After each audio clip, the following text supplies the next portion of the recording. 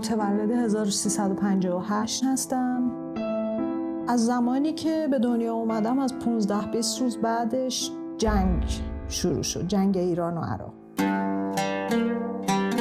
ناخودآگاه کودکیمو توی دوران جنگ ایران و عراق گذروندم، توی پناهگاه و با امکاناتی که کودکان جنگ داشتن برای کودکی. وقتی میرفتم مدرسه به خاطر همون شرایط جنگ توی پناهگاه مجبور بودیم نقاشی بکشیم، مجبور بودیم املا و انشا بنویسیم، تحصیلاتمون رو تو پناهگاه‌های تاریک بگذرونیم و اگر که حتی کاری هم قرار بود انجام بدیم تو همون تاریکی شب زیر نور چراغ باید میشستیم، مشق شبمون رو مینوشتیم یا نقاشیمون رو میکردیم یا خودمون رو سرگرم میکردیم. چون مامانم دبیر ادبیات بود، از صبح تا شب یا اشعار مولانا رو برام میخوند یا حافظ و سعدی رو. سعی میکرد که اون آرامش روحی که ما نداشتیم دوره‌ای که باید داشته باشیم و با شعر و هنر به من بیاموزه. مامانم کارهای دستی میکرد، هنرهای بافه‌ای و دستی علاقه‌مند بود. اون زمان رنگ به اون صورت، یعنی رنگ اکریلیک اصلا تو ایران وجود نداشت یا اگر داشت ما امکاناتش رو شاید نداشتیم که بشناسیم و با پارچه‌های رنگی روی بوم نقاشی کلاژ میکرد یا روی پارچه‌های دیگه یا حتی روی دیوار خونه کلاژ میکرد. من ناخودآگاه با رنگ آشنا میشدم بدون اینکه متوجه شم. جرأت رنگی من بالا میرفت، جسارت هم بیشتر میشد و تمام هیجانات کودکی من با اشعار و با رنگ کنترل میشد. 13 سالم بود که ماما منو کلاسای طراحی گذاشت برای اینکه میخواستم رشته گرافیک انتخاب کنم و بعد از گذروندن دوره‌های طراحی رسیدم به نقاشی سپایه و شروع آشنایی من با فرم، طراحی و نقاشی بود و از 18 سالگی مرتب در حال تغییر دادن اساتیدم بودم. سعی کردم از هر کس، از هر استادی اون چیزی رو که میخوام دریافت کنم، اونی نشم که فقط استاد میخواد. وقتی که رسیدم به تکنیک رنگ و روغن و تکنیک مداد رنگی، تازه برام نقاشی جذابتر از گرافیک شد. گرافیک رو نمیتونستم به عنوان زبان تصویری یا به عنوان یک زبان هنر تو زندگی خودم بپذیرمش. احساسم نقاشیگونه بود. کارهایی که دیده بودم از مادرم نقاشی شعرگونه با پارچه بود و ناخودآگاه اینا تاثیر داشت. من تمام انرژیمو با رنگ میتونستم تخلیه کنم و آزادی در انتخاب رنگ. همون علاقه به رنگ باعث شد که یه سری از کلاس‌ها رو برم و از اساتید خیلی خوبی استفاده کنم برای اینکه تکنیک‌ها و متریال‌های جدید رو بشناسم، رنگ رو بهتر بشناسم و نقاشی سپایه رو بهتر بتونم حس کنم. تا سال 88 به دنبال سبک مورد علاقه خودم میگشتم. متریال‌های مختلف رو امتحان میکردم، خودم سعی میکردم بدونم که آیا مدیوم‌های متفاوتی وجود داره تو بازار. گل و شن و چسب چوب رو با هم قاطی میکردم و رو بوم میذاشتم و روش کار میکردم. تکنیک‌های مختلف رو دوست داشتم خودم امتحان کنم. تا سال 91 وارد دانشگاه شدم. دوباره از اول نقاشی خوندم. هنر مدرن و مخصوصاً از سال 91 به بعد شاید بیشتر پذیرفتم تو زندگیم. تازه من با یک دنیای جدید خیلی حرفه‌ای با اساتید خیلی خوب بیشتر صحبت کردم، بیشتر نزدیک شدم و با شناختن طراحی‌هایی که طی این همه سال کرده بودم، فرم، کمپوزیسیون، کادر، رنگ، همه رو سعی کرده بودم که اون چیزی که قواعد و قوانین حقیقیشه یاد بگیرم و حالا این جرأت و جسارت رو میخواستم برای شکستن این قواعد و قوانین. با اساتیدی که داشتم و اشاراتی که بهم میکردن خیلی بهم کمک کرد برای اینکه این راه زودتر طی بشه و اگر قواعد و قانونی هست با علم شکسته بشه. کادر رو بدونم، کمپوزیسیون رو بشناسم، رنگ رو بشناسم، فرم رو بشناسم، ولی قواعد رو طبق میل خودم و با علم اینکه اشتباه نکنم بشکنم.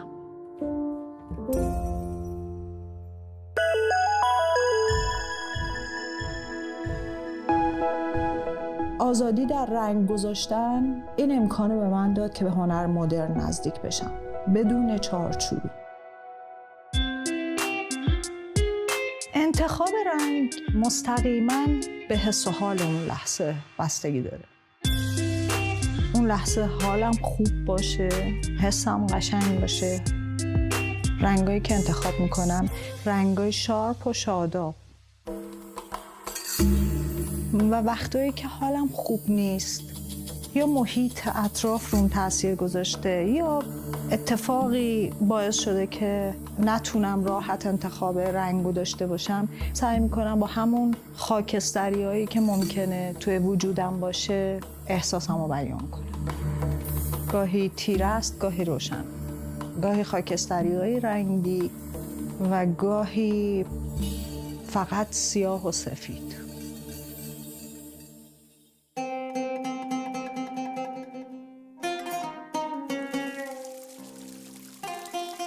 اولین بار حوض فین کاشانو به صورت فرم استادم جلوم کار کرد.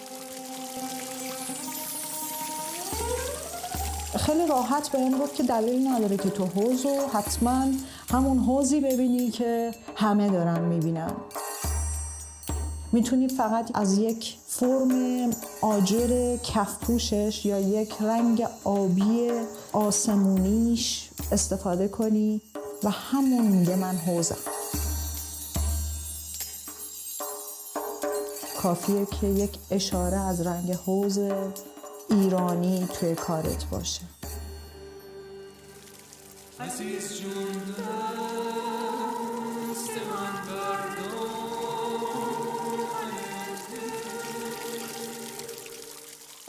ناخودآگاه حسی از حوض ایرانی، از خاطرات کودکی هممون که با ما رشد کرده، با هویتمون بزرگ شدیم باهاش، همونو میتونه آدم حفظش کنه ولی با زبان امروز بیانش کنه. نه عکس گونه بلکه شعر گونه.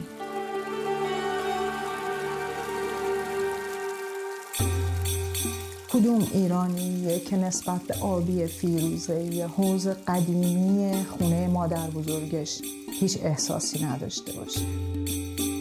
کدوم ایرانیه که هر بار که بارون میاد و بوی کاهگل میاد خاطرات کودکی براش زنده نشه؟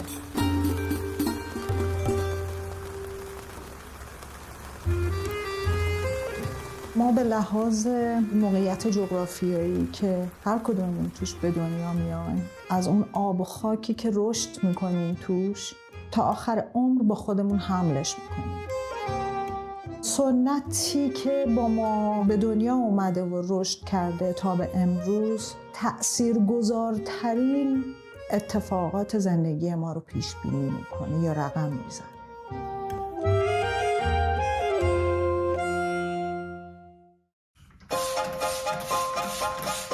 به دلیل نیازهای روحی که داریم، جهان شلوغ، پر ازدحام، گاهی نیاز داریم به تغییر و تحول. کلاً بشر تنوع طلبه. از یه چیزی مداوم همیشه در دسترس بودنش گاهی خسته میشه و میره سراغ یه چیزی که حرف جدید داشته باشه. و من دلم میخواست که یه دوره‌ای معماری ایران و سنت‌های زیبای ایران رو به شکلی نشون بدم که در این دوره خودم، با زمان خودم و با قلم خودم موندگار باشه، با احساس خودم.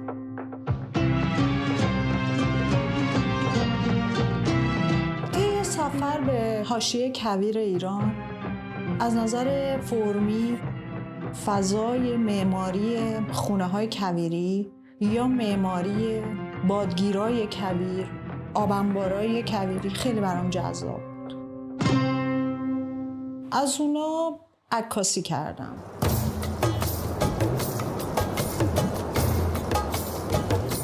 وقتی اومدم شروع کردم به کار کردن، سعیم بر این بود که یه تغییری ایجاد بشه، ولی تغییری که تو چارچوبش دست برده بشه و ماهیت اون معماری رو از بین ببره، تغییر بده. یه کمی لازمش دانش تغییر در فرم به نحوی که از ماهیت و موضوع اون دور نشیم.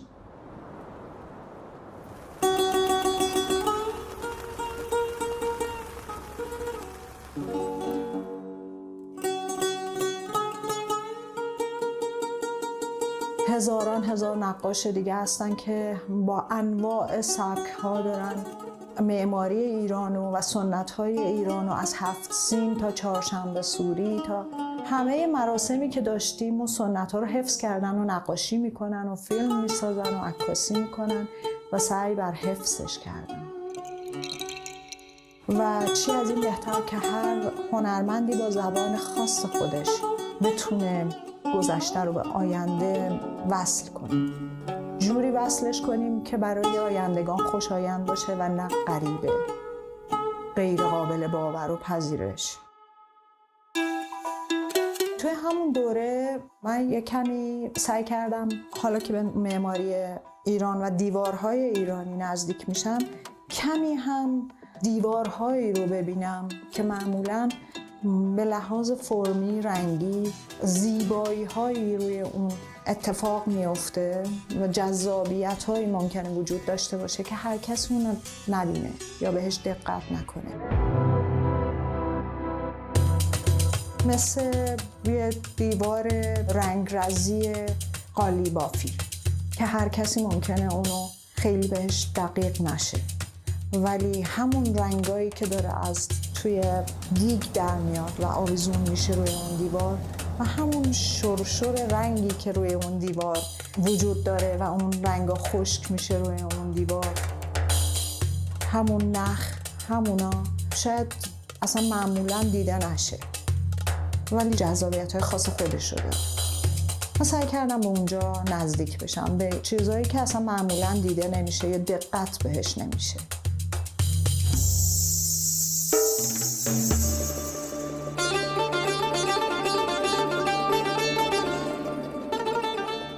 بعد از نزدیک شدن به کارگاه رنگرزی فرش، برام جذاب شد که چرا فرش ایرانی با این همه قدمتش که ما از 400 سال قبل از میلاد مسیح پازیریکو داشتیم با نقوش اساطیری، بدن انسان، سر حیوان، گل و پرنده، همه اونا دوره خودشون زیبا بودن. نقش قالیای متفاوتی که نمادی از بهشت توی خونه ایرانیا بوده، چرا تا امروز داره همینطوری ادامه پیدا میکنه، ولی هیچ کدوم از بافنده های فرش یا کسانی که به چشم تجاری فرش ایرانی رو نگاه میکنن پذیرای این نیستن که همونطوری که معماری، عکاسی، فیلمبرداری، موسیقی، همه رشته‌های هنری یا هر چیزی با تکنولوژی امروز پیش میره، چرا نخوان نقش فرش ایرانی رو با متد امروز هماهنگ کنن؟ این برای خودم خیلی سوال بود. خودم احساس کردم که خب حالا منم امتحان میکنم. بعضی از طرح‌های نقاشیامو که احساس میکنم به اون خلاصه سازی و خلوتگرایی که میخواستم رسیده، میتونم ازش به عنوان فرش استفاده کنم. فرشی که متفاوت از فرش‌هایی که تا حالا ما توی خونه های همه ایرانی‌ها دیدیم. من ترجیحم این بود که حالا به جای فرش‌های سنتی و نقوش سنتی با دنیای مدرن اطرافمون، فرش زیر پامونم حرف جدید داشته باشه برای زدن. نمیتونی توی فرش ایرانی سریع به نتیجه برسی. مجبوری تحمل کنی، صبر کنی تا هر یک گره‌ای که میخوره گره بعدیش بخوره و یواش یواش فرم این فرش در بیاد. وقتی که بافنده های فرش رو دیدم که هر یک گره‌ای که میزنن با چه لطافتی، با چه صبوری میشینن تا نتیجه اثرشون و کارشون رو ببینن، برای خود منم جذاب شد.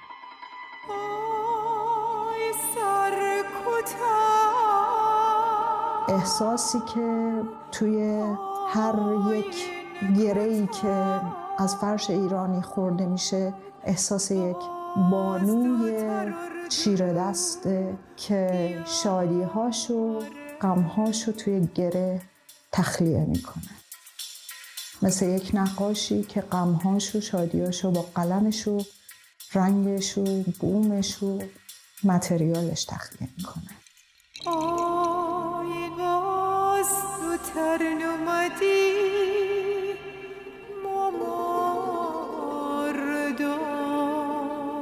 چرا نباید یک قالیباف و اون همه هیجانی که داره و وصل به بالا برای کشیدن اون همه نخوای زیبایی که بتونه باهاش نقششو بیافرینه نباید دیده بشه؟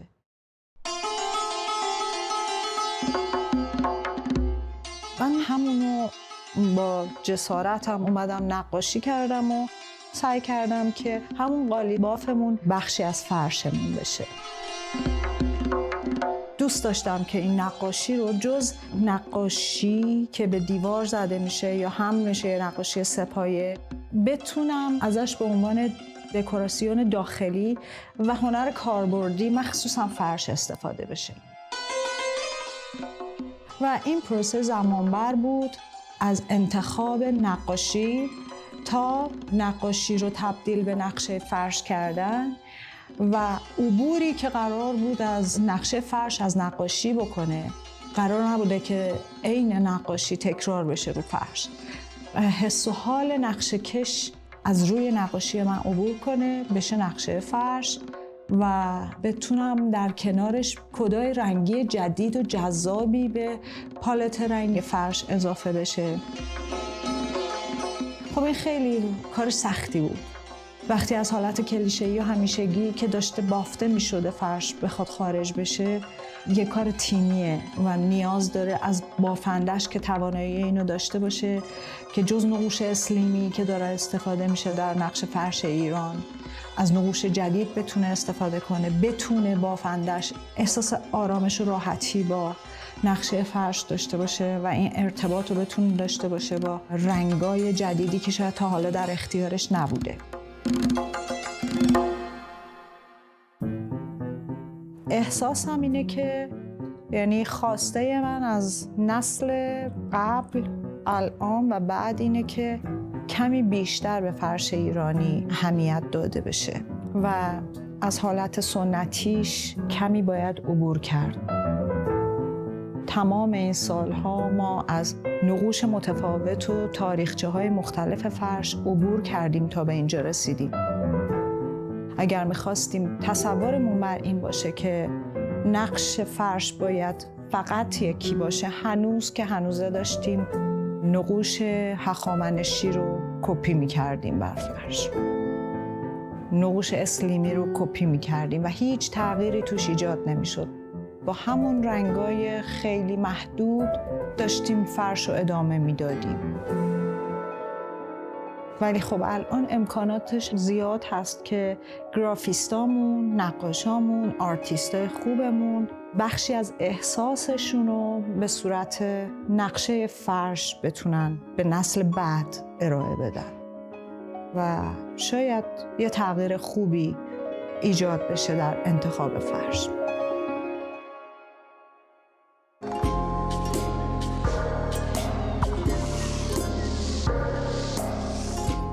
من 13-14 سالگی یه کار از هنری ماتیس کپی کردم که شاید نگاه ماتیس باعث شد که من برام فیگور جذاب بشه.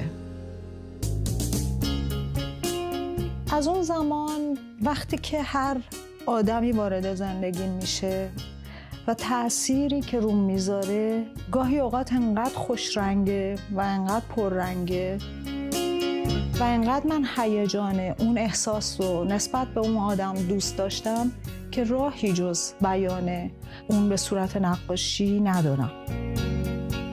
بیانش به صورت رنگ، فرم و وجود اون آدم که اومده تأثیر گذاشته و عبور کردیم از هم، چه خوب چه بد، حتی بد.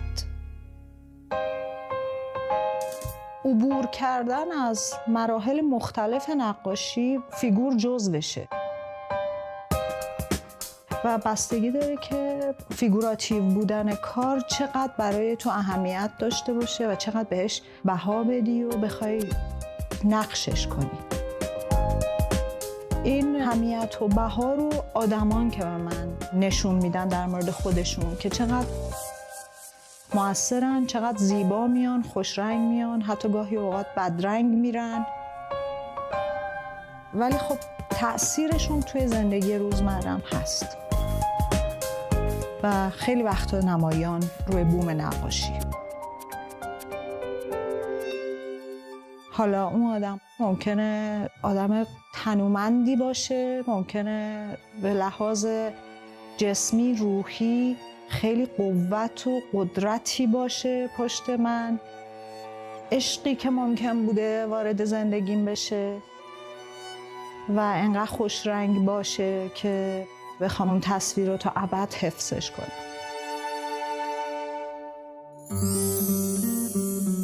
حتی گاهی شده حرفای ناتمام بین خودم با دوستم که امکان اینو دیگه پیدا نکردم که بتونم حرفامو تموم کنم، گاهی اوقات یه فاصله بین دو تا فیگور توی یه کار دیده میشه.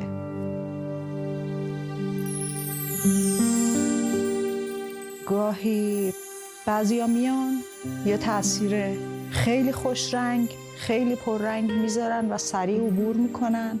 بعضیا میان هستن، موندگارن و بدون اینکه من متوجه باشم اون آدمو دارن تو کارام همینطوری میان. ادامه دار، پیوسته نقششون میکنم.